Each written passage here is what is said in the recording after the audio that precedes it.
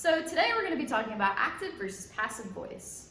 You've probably heard your professor say multiple times that you shouldn't be using passive voice in your essays and that you should always try to use active voice.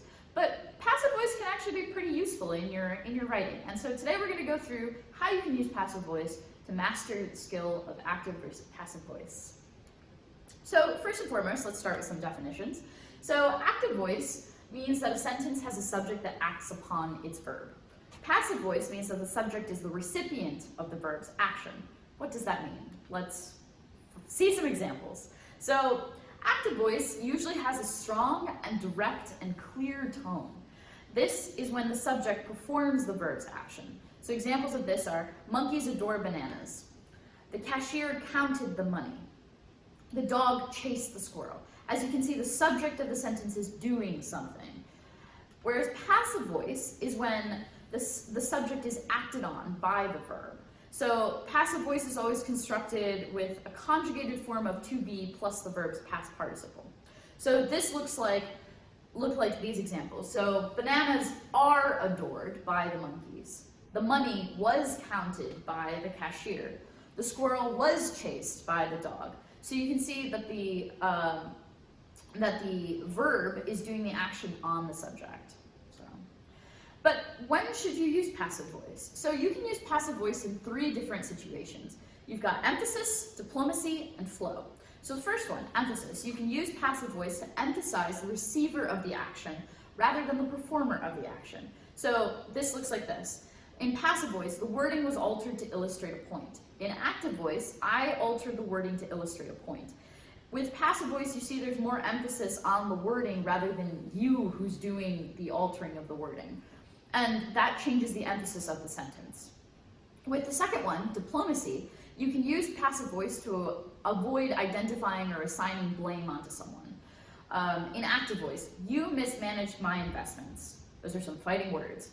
In passive voice, my investments were mismanaged. This is a lot more of a neutral sentence, and it works better in this context, and it isn't so inflammatory.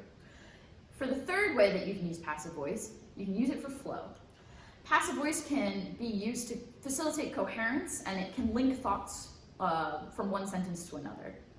So in active voice, the wail of a loon awakened me. Anyone who has canoed the boundary waters of Minnesota has heard this haunting sound.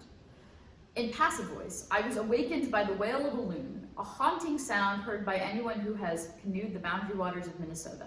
I prefer the passive voice sentence, actually. It sounds a lot more fluid, and you can really paint a picture in your head, versus the active voice sentence is a little bit more emphatic.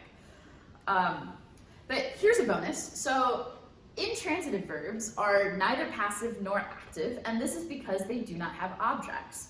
So they merely link the subject to the complement, but no action is performed or received. And so this can sometimes trip students up when trying to identify whether or not the sentences are an active or passive voice. But examples of intransitive verbs are, the sky is blue. Lyle ran away from home. The books seem interesting. Our favorite dance is the rumba, the dance of love.